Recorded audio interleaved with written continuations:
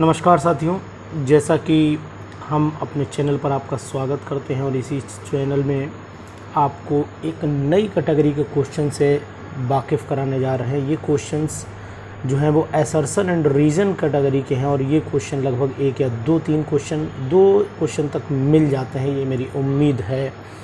तो इसी के से रिलेटेड मैंने ये क्वेश्चन सेट तैयार किया है। 32 क्वेश्चंस हैं, इसमें 32 क्वेश्चंस हैं और 32 क्वेश्चंस आज हम लोग सॉल्व करेंगे। देखेंगे क्या इसके क्वेश्चन का पैटर्न क्या है। बहुत ज़्यादा टिपिकल नहीं लिए हैं, लेकिन कुछ अच्छे क्वेश्चंस मैंने लिए हैं।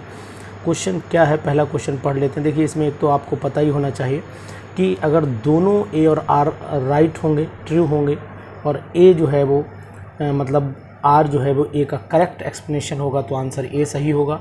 अगर दोनों सही हैं, मतलब ए और आर दोनों सही हैं, लेकिन आर करेक्ट एक्सप्लेनेशन नहीं है ए का, तो बी सही होगा। ए सही है, आर गलत है, तो सी होगा। अगर दोनों ही गलत हैं तो डी होगा, और अगर ए गलत है और आर सही है तो फिर ई होगा। तो इस तरीके से A B C D E option लेके चले हैं हम लोग। शुरुआत कर लेते हैं पहले ही क्वेश्चन से। ऐसे क्वेश्चन कलेक्ट करना ये आपके लिए, मुझे नहीं लगता कि बहुत आसान काम है। नहीं कह रहा, क्योंकि आप सभी केमिस्ट्री के बड़ा विशेषज्ञ हैं, इसमें कुछ कहने वाली कोई बात ही नहीं। क्योंकि मैं देखता हूँ कि अच्छे अच्छे बच्चे हैं और मेहनती बच्चे हैं। बच्चे मेरे लिए तो स्टूडेंट ही, क्योंकि अगर मैं उनको टीचिंग दे रहा हूँ तो स्टूडेंट है, अदरवाइज़ मेरे फ्रेंड तो हैं ही कहीं ना कहीं। तो सभी दोस्तों का फिर मैं स्वागत करता हूँ और क्वेश्चन की शुरुआत कर देता हूँ। अब आपने मेथड पैटर्न समझ लिया होगा ना, कौन सा क्या है, वो तो आपके माइंड में पहले से भी सेटअप होगा। तो क्वेश्चन नंबर 1 आपके सामने मैं रख रहा हूँ। असर्शन क्या कहता है कि भाई all the types of electromagnetic radiations travel through the space, same velocity से चलती हैं। बिल्कुल सही बात है, ये मतलब सही है। रीज़न भी सही दिया है इन्होंने, different types of radiations have the different wavelength. क्योंकि वेवलेंथ और जो फ्रीक्वेंसी है या वेलोसिटी है, इनका जो रिलेशन होता है वो आप जानते हैं कि क्या होता है, E is equal to H C upon lambda, या हम ऐसे बोल सकते हैं C is equal to nu lambda. ये भी होता है ना, न्यू लेमडा। न्यू क्या होता है, C इज़ इक्वल टू क्या होता है, nu is equal to 1 upon lambda होता है। तो हम ऐसे भी लिख सकते हैं कि nu is equal to 1 upon lambda के, यानी कि nu is equal to 1 upon, equal to क्या, 1 directly inversely proportional to 1, directly proportional to 1 upon lambda बोलें या इन्वर्सली प्रोपोर्शनल टू लेमडा बोलें। क्योंकि न्यू इज़ इक्वल टू जो होता है वो सी अपॉन लेमडा होता है। सी यहाँ पर ऐसे बोल सकते हैं वेलोसिटी है। वेलोसिटी भाई सी क्या है, वेलोसिटी होती है। तो इस तरीके से भाई अगर इसे देखें तो nu is equal to C upon lambda ही आएगा, सिंपल। तो फिर दोनों का सही, इस पर बहुत बड़ा एक्सप्लेनेशन करने की ज़रूरत नहीं है। आप केवल एक ही फार्मूले से एक्सप्लेन कर दिए, ज़्यादा चक्कर में ना फंसिए। यानी कि न्यू इज़ इक्वल टू होता है सी अपॉन लेमडा। तो सिंपल सी बात है कि वेलोसिटी और फ्रीक्वेंसी दोनों एक दूसरे से रिलेट कर रहे हैं, वेवलेंथ भी कहीं ना कहीं रिलेट कर रही है, तो दोनों ही सही हैं। रीज़न भी सही है, यानी कि ए भी सही है और बी भी सही है, लेकिन आर भी, रीज़न भी सही है का, ठीक है ना। तो ए पे लगाएं टिक, चलिए चल लगाते हैं। दूसरा क्वेश्चन देख लेते हैं कि the frequency of emitted radiation depends upon the difference in energy of the two orbits. मैं आपको एक चीज़ यहाँ पर बताना चाहूँ कि the frequency of emitted radiation depend on the two orbits दिया हुआ है। तो जितनी ज़्यादा एनर्जी होगी उतना ही दो ऑर्बिट के बीच में गैप भी होगा, ये जानते हैं ना। तो ग्रेटर विल बी, मतलब फ्रीक्वेंसी जो है ज़्यादा होनी चाहिए। तो frequency of the emitted radiation, इसका मतलब जो है वो मुझे लग रहा है कि ए फिर सही जाना चाहिए, ए सही जाना चाहिए, ठीक है ना। अब आर क्या है, आर भी देख लेते हैं।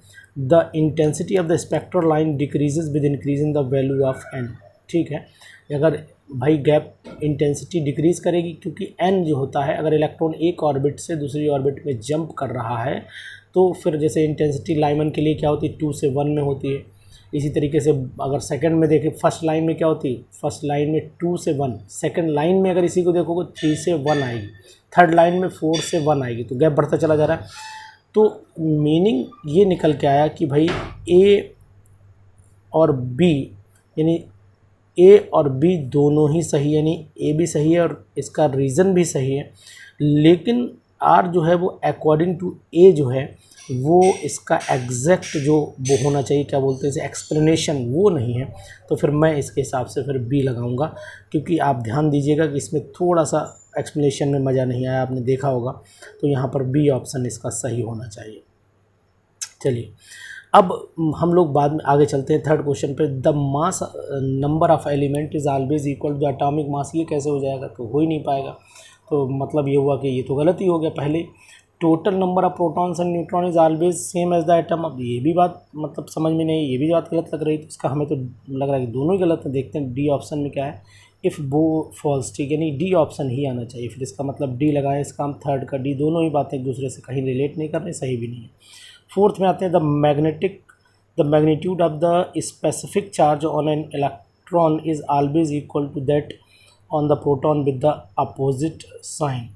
यानी कि अगर आप मैग्नीट्यूड की बात करेंगे तो मैग्नीट्यूड जो है इलेक्ट्रॉन का हमेशा इक्वल होता है प्रोटॉन के विद अपोजिट साइन के, ठीक है। और स्पेसिफिक जो चार्ज है is the charge on the 1 mole of the electron on 1 mole of the proton, यानी प्रोटॉन के मोल के बराबर होना चाहिए। तो सिंपल सी बात हम कह सकते हैं कि दोनों स्टेटमेंट जो है वो सही नहीं जा रहे हैं। यानी magnitude of the specific charge on an electron is always equal to the proton with the opposite sign. यानी कहने का मीनिंग है कि नहीं ये बात तो आपकी थोड़ी सी माननी पड़ेगी कि अगर डी क्या कह रहा है, ए बी सी डी देख लें, ए का मतलब दोनों ठीक है, इफ़ बी ठीक है, चलो सही है। इसका मतलब है कि वो दोनों ही the specific charge is the charge on the 1 mole of electron on 1 mole of proton. तो इसमें जो है ठीक है। फिर आप मेरे हिसाब से इसमें जो है फोर्थ वाले में डी ऑप्शन देखिए, फोर्थ वाले में डी ऑप्शन देखिए, क्योंकि कारण भी बता देता हूँ। ई अपॉन एम रेशियो जब निकालते हैं, रीजन समझिएगा, ई अपॉन एम रेशियो जब निकालते हैं तो 1.76 इंटू 10⁸ आता है, ये आता है आपका इलेक्ट्रॉन का। और ई अपॉन पी जो रेशियो है वो 9.58 समथिंग आता है, इंटू 10⁻⁴ आता है, ये आता है। तो ये बताइए, तो स्पेसिफिक चार्ज इलेक्ट्रॉन प्रोटॉन के रेशियो जो होते चार्ज मास रेशियो, वो अगर हम निकालें तो ये सामने आ जाएंगे। तो उसके अकॉर्डिंग टू द इक्वल तो होगा ही नहीं, बराबर तो आएगा ही नहीं। तो इसका मतलब है फिर ये गलत हो गई, दोनों बातें गलत हो गई। तो इसका मतलब फिर आंसर हम डी लगा देते हैं। चलिए असर्शन ए में आते हैं कि इज़ लेस स्टेबल एस, तो ये तो बिल्कुल सही बात है कि जो ये आपका ब्यूटाडाइइन है ना, ब्यूटाडाइइन है, बहुत ही बढ़िया क्वेश्चन है 5 वाला। ब्यूटाडाइइन है और ये मतलब जो है स्टेबल, यानी कि ये सही है। लेस स्टेबल होता है क्योंकि इसके अंदर एक चीज़ आपको मैं और बता देता हूँ कि क्वेश्चन नंबर 5 में बहुत ही इम्पोर्टेंट क्वेश्चन है, और इसमें ख़ास बात ये होनी चाहिए कि भाई ये जो है डाइइन जो होते हैं वो ससेप्टेबल, मतलब ऐसे कहें कि एक सब्स्टिट्यूशन जिसे बोलते हैं, कॉन्जुगेटेड डाइन्स जो होते हैं वो ज़्यादा स्टेबल हो जाते हैं as compare to substituted diene, ऐसे बोलने सेंटेंस, मतलब जो नीचे लिखा हुआ है उसी को मैंने थोड़ा अपने फॉर्म में बोलने की कोशिश की है। तो दोनों बातें सही हैं, जब दोनों बातें सही हैं तो और उसका एक्सप्लेनेशन भी ठीक है, तो फिर ए ही आंसर लगेगा इसका, ये ही ऑप्शन आएगा। अब असर्शन 6 क्या कह रहा है कि when pentanone 2 is oxidize under drastic conditions under concentrated HNO3 ले लिया हमने, और इथेनोइक एसिड और propanoic acid are major product, यानी कि इथेनोइक और प्रोपेनोइक मेजर प्रोडक्ट बन चुके हैं। तो फिर रीज़न क्या दिया वो देखना पड़ेगा। During oxidation of unsymmetrical ketones under drastic condition the cleavage takes place in such a way that carbonyl group is, ठीक है। यानी कि मैं यहाँ पर ये कहना चाहूँगा कि जो आंसर नंबर 6 है, इस 6 की ख़ास बात ये है कि एक तो मुझे सही लग रहा है, एक में कन्फ्यूज़न लग रहा है। यानी कि पहली बात तो मुझे सही लग रही थी, ड्रास्टिक में एक बनता है, लेकिन जो CO ग्रुप है वो स्मॉल चेन के साथ जाना चाहिए, बिगर के साथ नहीं जाना चाहिए, यही रूल कहता है ना। तो अगर हम किसी भी तोड़ेंगे तो जो कार्बोनाइल ग्रुप होता है वो हमेशा किसके साथ जाएगा, स्मॉलर चेन के साथ जाता है, बिगर। और ये पोपोव्स रूल भी कहलाता है, मैं आपको ये भी बता देता हूँ, ये पोपोव्स रूल अगर आपको याद हो तो पोपोव्स रूल के अंदर आता है कि अगर ऑक्सीडेशन ड्रास्टिक करते हैं और अनसिमेट्रिकल कीटोन का करते हैं तो कार्बोनाइल ग्रुप हमेशा छोटे एल्काइल ग्रुप के साथ में रहता है। तो ये बहुत ही अच्छा क्वेश्चन था, और इसका आंसर फिर आपका क्या हो गया, इसका आंसर फिर सी हो गया। Orthonitrophenol has a higher boiling point than paranitrophenol, ये तो बात सही है। नहीं सही क्यों है, गलत है ये बात, क्योंकि पैरानाइट्रो का बॉयल ज़्यादा होता है बॉइलिंग पॉइंट, ठीक है ना। तो intermolecular hydrogen bonding occurs in ortho intra molecular, यानी कि आर सही हो चुका, इंट्रा मॉलिकुलर होती है ऑर्थोनाइट्रोफिनॉल में ये ए गलत है और आर सही है, ए गलत है और आर सही है। A is A is true but R is false, यानी सी ऑप्शन जाना चाहिए। सेवन्थ वाले का ऑप्शन जो है वो सी जाना चाहिए, लेकिन एक्सप्लेनेशन भी तो नहीं है इसका, तो फिर सिंपल सी कि A is false but R is true. A गलत हो गया ना, ए तो गलत है ना, और आर सही है, तो फिर आंसर ई आएगा इसका आंसर, यानी कि ई आंसर हम लोग इसका लगाएंगे। फिर आते हैं नेक्स्ट क्वेश्चन 8 पे। 8 क्वेश्चन क्या कह रहा है कि 1 mole of water molecule eight 4 degree Celsius occupies the volume of 18 ml, यानी कि 1 मोल वाटर जो है उस 4 डिग्री सेल्सियस पर जो वॉल्यूम ऑक्यूपाई करता है वो 18 ml ऑक्यूपाई करता है, ये बता रहे हैं। अब 18 ml ऑक्यूपाई कर रहा है, चलिए देख लेते हैं क्या कह रहा है ये। दूसरा पढ़ें पहले। Water contains two molecules associated पर इंटर मॉलिक्यूलर, ये बात तो बिल्कुल सही है। अगर आर को हम देखें तो आर जो है वो सही है, और आर जब सही है तो आर ट्रू कहाँ मिलेगा, आर जो है वो यानी कि हम अगर देखें 8 वाले को तो आर इज़ यानी कि दोनों बातें सही। पहले ये देखें 1 mole of water molecule eight 4 degree, ठीक है भाई 4 डिग्री सेल्सियस पर देखना है तो मैक्सिमम डेंसिटी होती है, 4 डिग्री सेल्सियस पर वाटर की डेंसिटी मैक्सिमम होती है, तो वॉल्यूम भी क्या हो जाएगा 18 ml, निकालिएगा आ जाएगा, ये 100% आ जाएगा। 1 मोल ऑफ वाटर लिया है ना, तो 1 मोल वाटर जो होता है वो कितना होता है 1 मोल वाटर जो होता है 1 मोल वाटर, यानी कि मास पहले देखना पड़ेगा ना वाटर का, यानी 1 मोल वाटर का मतलब हो गया आपका, वाटर लिया हमने 1 मोल वाटर जब लिया तो 1 मोल का मतलब 18 ग्राम और डिवाइडेड बाई 18 तभी 1 मोल आएगा, है ना। अब तो इसका मतलब 18 ml तो आ ही जाना है, 100% आएगा। क्यों आएगा, क्योंकि आपको मैं एक चीज़ बता दूं, यहाँ पर मोल इज़ इक्वल टू क्या होता है, number of moles is equal to होता है आपका मास अपॉन मोलर मास, है ना, मोलर मास, और इक्वल टू नीचे वॉल्यूम आता है, और वॉल्यूम क्या होगा, फिर वॉल्यूम तो उतना ही हो जाएगा ना, वाटर की डेंसिटी 1 होती, ठीक है, सब समझ में आई बात।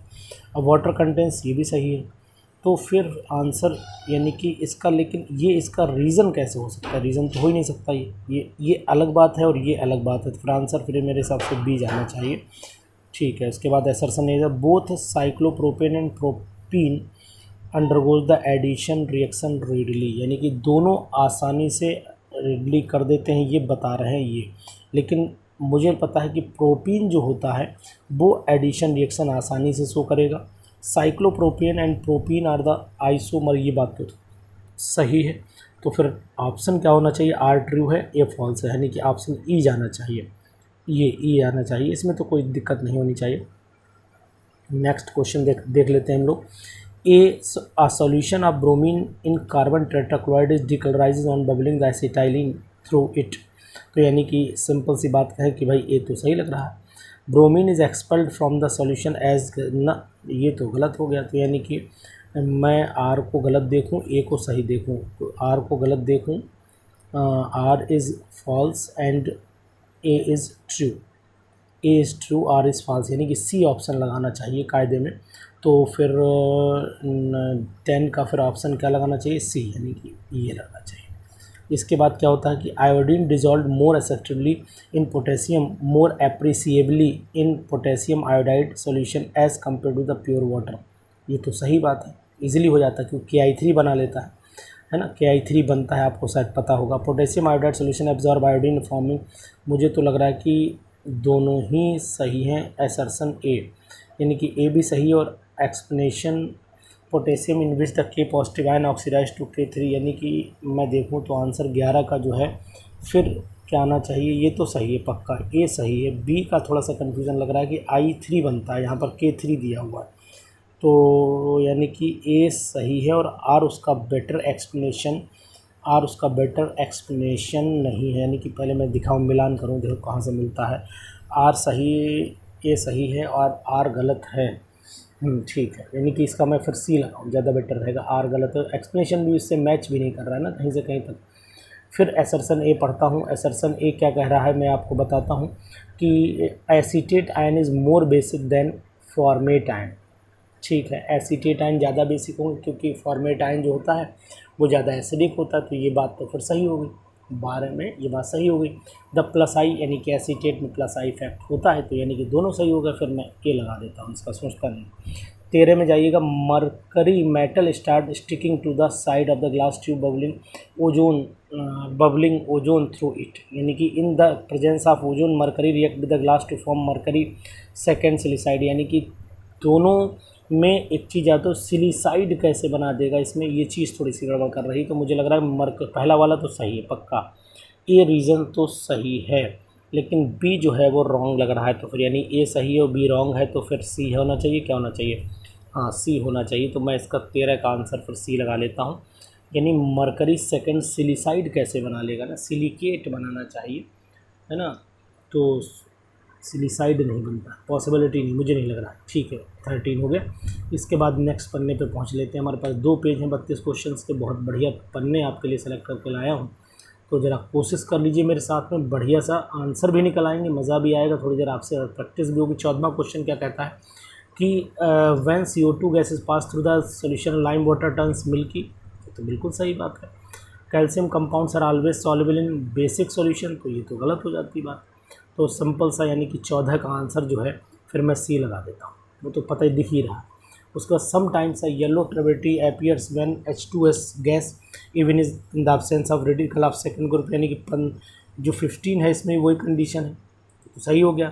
Precipitate their sulphide, fourth group sulphide में प्रेसिपिटेट होते हैं, ये भी सही है, लेकिन एक सर रीज़न नहीं, यानी fourth group radicals are precipitated in their sulphides, second group और फोर्थ ग्रुप ही सल्फाइड की फॉर्म में प्रेसिपिटेट होते हैं। तो 15 का जो आंसर होना चाहिए, एसर्सन 15 में जाना चाहिए कि एसिड रेडिकल्स जो होते हैं वो एक तो आपको मैं बताऊं कि ऑक्सीडाइजिंग एजेंट होते हैं, और H2S जब पास करते हैं तो ठीक है, ये तो मुझे सही लग रहा है। तो फिर आंसर क्या होना चाहिए, यानी कि 15वें का आंसर जो है 15वें का आंसर सी लगाऊं, क्या करूं, ज़रा मैं देखता हूं कि एसर्सन में दोनों समटाइम्स येलो ट्रेबिलिटी, ये तो पक्का सही है।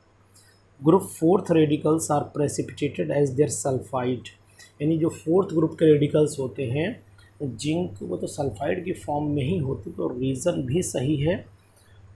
तो sometimes yellow turbidity appears while passing H2S even in the absence of radicals, नहीं, सेकंड ग्रुप तो, और सेकंड ग्रुप दिया यहाँ फोर्थ दिया हुआ है, तो ये सेकंड, तो इससे तो कहीं मिलान होगा ही नहीं इसका। हाँ, अगर यहाँ सेकंड ग्रुप दिया होता तो फिर आंसर ये सही हो जाता, फिर तो इसका मतलब ये इसके लिए सही नहीं है, स्टेटमेंट सही नहीं। यानी कि हम अगर ये कहें कि ए भी सही है, ए सही है और बी इसके अकॉर्डिंग गलत है, वैसे तो सही है, फोर्थ ग्रुप के जो सल्फाइड होते प्रेसिपिटेट होते हैं, लेकिन इसके अकॉर्डिंग ये चीज़ फिर नहीं आया, ऐसा रीज़न नहीं आएगा उसका, सी ही लगेगा फिर आंसर। बात मेरी समझने की कोशिश करिएगा, ये इसके अकॉर्डिंग आंसर नहीं है, आंसर तो सही है। ये group fourth radicals are precipitated जो सल्फाइड फॉर्म में होते हैं, ये पक्का है, लेकिन इसमें एक दिक्कत वही कि ये इसके अकॉर्डिंग नहीं, तो फिर दोनों ही ये गलत माना जाएगा ना, इसका रीज़न गलत माना जाएगा। ठीक है, तो फिर इसका मतलब सी लगा लेते हैं। चलिए ठीक है, 15वें पे पहुंच लिए। तो अब आगे नेक्स्ट, अगर आपको कोई कन्फ्यूज़न लगे तो उसे मिटा लीजिएगा, ऐसा नहीं कि आप सोचें कि नहीं साहब सर ने कह दिया तो अमर हो गया, अमर कुछ नहीं होता, केमिस्ट्री है, बहुत बड़ी मिस्ट्री है ये। Phenoxide ion is a greatly stabilized by the resonance as compare to the ethoxide, यानी फिनॉक्साइड आयन जो होते हैं वो ज़्यादा स्टेबलाइज होते हैं, सही है कि ज़्यादा स्टेबलाइज होते हैं, समझ में आती है।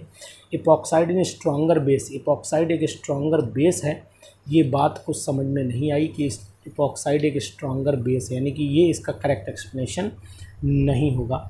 तो मैं आपको बता देता हूँ कि जो 16 का जो क्वेश्चन है कि इपॉक्साइड फिर स्ट्रॉन्ग बेस नहीं, स्ट्रॉन्ग बेस तो नहीं होगा, ये पक्का है। ठीक है, तो फिनॉक्साइड से, तो epoxide is a strong base, तो ये करेक्ट, इसका मतलब ऐसे कहें कि बात तो ये सही है भाई। अगर इपॉक्साइड को देखोगे, इपॉक्साइड में क्यों पढ़ रहा हूँ, इथॉक्साइड का मतलब हुआ कि आपका RO, ये बेसिक तो है, इससे ज़्यादा है, लेकिन ये फिर इसका रीज़न एग्जैक्ट जो है वो कैसे हो जाएगा, इसका रीज़न तो नहीं हो पाया ना। Phenoxide and is latterly stabilize by resonance as compare to, ये तो सही बात है, एंड स्ट्रॉन्गर बेस, तो ये देन द फिनॉक्साइड एंड, ये इससे नहीं एक्सप्लेनेशन, मज़ा नहीं आया। बी लगाइए ऑप्शन का, मेरे हिसाब से बी लगाइए आप। दोनों बातें सही हैं लेकिन एक्सप्लेनेशन बढ़िया नहीं। चलिए 17 पे आते हैं। The gelatinous white precipitate of the aluminium hydroxide dissolve both HCl as well as in concentrated NaOH। तो भाई साहब मैं आपको ये बताना चाहता हूँ कि 17वें का मतलब ये हुआ कि ये बात तो आपकी मतलब HCl में घुल जाएगा, एल्यूमिनियम हाइड्रोक्साइड है, बेसिक करेक्ट एम्फोटेरिक वाली कंडीशन है, दोनों से रिएक्शन करेगा तो सही है। एल्यूमिनियम हाइड्रोक्साइड स्ट्रांगली आयनिक एज वेल एज कोवेलेंट, ये इसका करेक्ट एक्सप्लेनेशन नहीं है जनाब, ये एम्फोटेरिक होता है, ये आपको पता, तो आंसर फिर बी लगना चाहिए। 18वें पे आते हैं। All the C bonds in the organic molecules are capable from the geometrical isomerism. ऐसी कोई कंडीशन है क्या कि ज्योमेट्रिकल आइसोमरिज्म ना, तो ऐसी तो कोई कंडीशन है ही नहीं, है ना, कि भाई अगर नहीं होता तब भी ज्योमेट्रिकल आइसोमरिज्म हो जाती है, कार्बन कार्बन ना भी हो तब भी हो जाएगी, carbon nitrogen. Rotation of the boundary is restricted, ये तो रोटेशन रेस्ट्रिक्ट होता है, तो फिर आंसर मतलब ई सही हो जाएगा क्योंकि आर सही है ना, ए गलत, ए फॉल्स है और आर ट्रू है। तो लास्ट वाला इलम बताया था शुरुआत में। इसके बाद 19 पे आते हैं। The methyl carbanion is pyramidal shape like the structure of ammonia molecule. तो इसका मतलब ये हुआ कि अमोनिया की तरह ये पिरामिडल है, ये बात इसका मतलब सही है, ठीक होता है। The carbon atom of the methyl carbanion sp2 methyl carbanion जो होता है वो sp2 तो नहीं होता है, वो sp3 हाइब्रिडाइज्ड होता है। तो ये बात जैसे अगर हम CH3 के ऊपर नेगेटिव लगाएं तो ये sp3 हाइब्रिडाइज्ड होगा, तो ये फिर आंसर क्या मतलब हो गया, गलत हो गया। तो 19 का जो आंसर आना चाहिए वो 19 में फिर सी आ जाना चाहिए, इस तरीके से सी आ जाना चाहिए। अब 20 पे आते हैं। A copper rod turns the colourless solution by zinc sulphate to light blue. तो ये 20वां जो है ये कह रहा है कि लाइट ब्लू हो जाता है, copper rod turns the colour of solution zinc sulphate का लाइट ब्लू कर देता है। तो ये तो बात हो गई गलत, कॉपर उसको कैसे यानी कि जिंक सल्फेट नहीं रिप्लेस ही नहीं कर पाएगा, तो ये गलत हो गई। भाई कॉपर लेस रिएक्टिव है, जिंक ज़्यादा रिएक्टिव है, कैसे रिप्लेस करेगा, पॉसिबिलिटी तो लग नहीं रही मुझे, तो ये गलत का हो गया। जिंक रिड्यूसेस कॉपर, हाँ ये हो जाएगा, तो इसका मतलब फिर आंसर जो है वो 20वें का मुझे फिर क्या लगाना चाहिए, 20वें का ई लगा देना चाहिए। 21वां देखते हैं। The pKa values of two acids respective, the A is 10 times stronger than 10 times songer B, यानी सिंपल सी बात, तो ये तो सही बात है कि जिसकी pK वैल्यू कम होती है ज़्यादा बेसिक होता है, और ये 4-5 है तो 10 गुना हो ही जाएगा। The lower the value of pK stronger is the acid, ये बात भी सही है, रीज़न भी सही है, तो सही लगाओ, फिर ए लगाओ ना, इसका आंसर ए लग जाएगा। नेक्स्ट क्वेश्चन पे आते हैं। Phosphorus pentoxide can be conventently use for dry ammonia gas, यानी सिंपल सी बात ये कह रहा है कि फॉस्फोरस पेंटॉक्साइड यूज़ करते हैं, नहीं करेंगे रिएक्शन कर जाएगा, और रिएक्शन जब कर जाएगा तो गड़बड़ा जाएगा, यानी कि ए जो है वो गलत हो गया। Phosphorus pentoxide is acidic and ammonia, ये तो दोनों बात, ये बात सही है, तो इसका मतलब फिर मैं ई लगाना चाहिए इसे। 23 पे आते हैं। Nitrate ion is a Bronsted base है, ठीक है Bronsted base is chemical species that accept, दोनों बातें सही है, तो 23 में भी ये लगा देते हैं कि दोनों सही, रीज़न भी एक्सेप्ट दिया हुआ है। इसके बाद नेक्स्ट क्वेश्चन पे आते हैं। नेक्स्ट क्वेश्चन पे आ जाते हैं, चलिए देख लेते हैं क्या कह रहा है question. In case of the small cuts the bleeding is stopped by applying the potash alum, ये तो बात सही है कि पोटास एलम लगाएंगे सही हो जाएगा। Potash alum is mixed with the salt and gives a strong disinfectant, तो इसका मतलब हुआ कि जो 24वां है ये कह रहा है कि potash alum is mixed with, मतलब ये ब्लड को रोक देता है, तो कोगुलेशन प्रॉपर्टी हो गई, तो सिंपल सा मतलब ये सही है और ये गलत हो गया, तो आंसर फिर सी लग जाएगा इसका, है ना। When phenol is treated with the bromine water shaken with precipitate बन जाता है, तो यानी कि ये बात भी मुझे तो सही लग रही है, सही है। फिनॉल इज ब्रोमिनेटेड मेटाप्रोमेन, ये गलत हो जाएगा, कोई वो चारों तरफ लग जाते हैं ना, आपको पता है कि फिनॉल में जब एक्वा सोल्यूशन यहाँ तो यहाँ OH होता है, यहाँ भी Br लगता है, यहाँ भी Br लगता है, यहाँ भी Br, तो मेटा पे कहाँ से आ जाएगा, नहीं आ पाएगा ना, तो हटाओ इसे, कोई दिक्कत वाली बात नहीं। तो हो गया 25 में। उसके बाद चलते हैं 26वें पे। The ratio of the number of the moles of one component of the solution to the total number of moles of solution is known as the mole fraction of the solution, यानी कि ये बात तो फिर कहने का मतलब है the ratio of the number of moles of one component of solution to the total number of moles of solution is known as the mole fraction of solution, mole fraction of that component कहलाता है, तो गलत हो गया ये। उसके बाद the sum of the moles of fraction of the components is binary solution always, ये तो सही बात हो गई, तो फिर ई लगाओ इसका, 26 में का ई लगाना चाहिए, है ना। इसके बाद आगे बढ़ लेते 27वें पे, when non volatile solute is added to the solvent form a solution of a particular temperature the vapour pressure of solvent increase. Vapour pressure solvent का क्या इंक्रीज़ करेगा, यानी कि सिंपल सी बात है कि vapour pressure non volatile solute तो वेपर प्रेशर घटेगा, तो वेपर प्रेशर घटता है जब नॉन वोलेटाइल सॉल्यूट लगाते हैं, तो इसका मतलब ये तो गलत हो गया। Some molecules of solute will replace the molecule of solvent, ये भी गलत हो गया, दोनों ही गलत लग रहे हैं, तो इसका मतलब मैं डी लगा दूँ, ठीक है ना। इसके बाद क्या हो गया, मोलैलिटी, यानी कि 27 में का डी लगाया है मैंने, ध्यान रखिएगा 27 का D. 28 molality and mole fraction of solution dependent on the temperature, नहीं डिपेंड, गलत हो गया। 28 का मतलब ये वाला फैक्टर गलत है, ये तो वॉल्यूम डिपेंडेंट प्रॉपर्टी, ये तो मास पे डिपेंड होते हैं। Molality and mole fraction based on the mass, ये सही है, तो ए गलत है और आर सही है, ए गलत है और आर सही है, मतलब आंसर जो है वो 28 का पर आपका molality and mole fraction of solute are independent on the, yes ये तो सही हो गई भाई, डिपेंडेंट कहाँ लिखा हुआ है, इंडिपेंडेंट लिखा हुआ है, ओ आई सी, ठीक है। और ये फिर तो इसके हिसाब से भी सही हो गया, तो यानी कि फिर तो आंसर ए लग जाएगा इसका, वेरी गुड। उसके बाद नेक्स्ट क्वेश्चन पे आ जाते हैं हम लोग, नेक्स्ट क्वेश्चन देख लेते हैं क्या है। 29वां, द नॉर्मेलिटी ऑफ 1 मोलर स्थिर सोल्यूशन इज 3, नॉर्मेलिटी इसकी 3 आएगी 29 वाले की, तो क्या लगता है the molar mass of the orthophosphoric acid is 3 times, ठीक है, डन डन डन, ए लगाइए, मतलब 29 वाले का ए लगाइए, सही है, दोनों निकाल के देख लीजिएगा कि 1 मोलरिटी भाई 1 मोल 1 लीटर में, तो 1 मोल डिजॉल्व 1 लीटर में, तो मास कितना होता है इसका, ये 1 molar aqua solution the normality, तो नॉर्मेलिटी का मतलब आप जानते हैं कि नॉर्मेलिटी जो होती है वो 3 टाइम्स होती है। अब मोलरिटी ऑफ सोल्यूशन तो पता ही है, number of H positive ion देखें तो नॉर्मेलिटी इज इक्वल टू हो जाएगी 3 इंटू मोलरिटी, तो यानी कि 3 गुना हो जाएगी, ठीक है, सही आ रहा है फिर आंसर, क्योंकि इसका इक्वलेंट मास जो होता है ऑर्थोफॉस्फोरस 3 टाइम्स होता है ना, इक्वलेंट मास हो जाए, सही आ जाएगा, ठीक है, कर लेंगे। उसके बाद 30वें पे आइए, K4Fe same value of the bent factor, बिल्कुल सही बात है, 30 में मतलब ये भी बात सही है, और दोनों मॉलिक्यूल जो होते हैं डिसोसिएट, ये भी सही है, ठीक है।